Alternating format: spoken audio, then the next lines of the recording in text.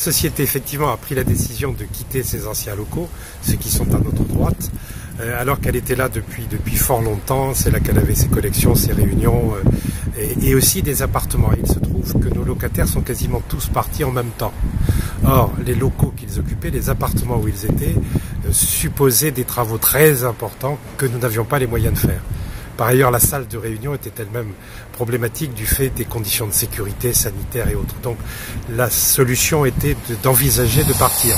Or il se trouve que nous avions en pleine propriété la petite maison qui est derrière nous, qui jouxte d'ailleurs le grand immeuble et dans laquelle nous pouvons aisément nous installer et à un coût qui reste raisonnable, sachant que nous avons là encore une pleine propriété, un accès facile et nous restons à la même adresse. C'est-à-dire que la vieille dame de la rue du Plantier reste au 18 comme elle l'était avant, simplement nous passons d'un côté à l'autre de la cour.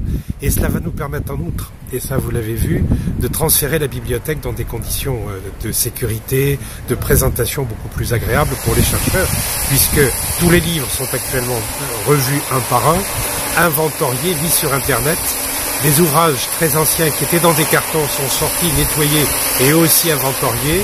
Et la base de données que nous avons, qui nous a été communiquée par la bibliothèque de Périgueux, est une base informatique accessible par les chercheurs, par les autres bibliothèques. Donc nous aurons là la possibilité de valoriser nos collections, tout en gardant bien sûr la bibliothèque ouverte aux chercheurs et avec cet accès Internet et d'élargir l'utilisation de celle-ci. Si un bâtiment a été vendu, le nouveau propriétaire est respectueux de l'esthétique de celui-ci. C'est un bâtiment très ancien, mais qui vraisemblablement sera transformé en appartement.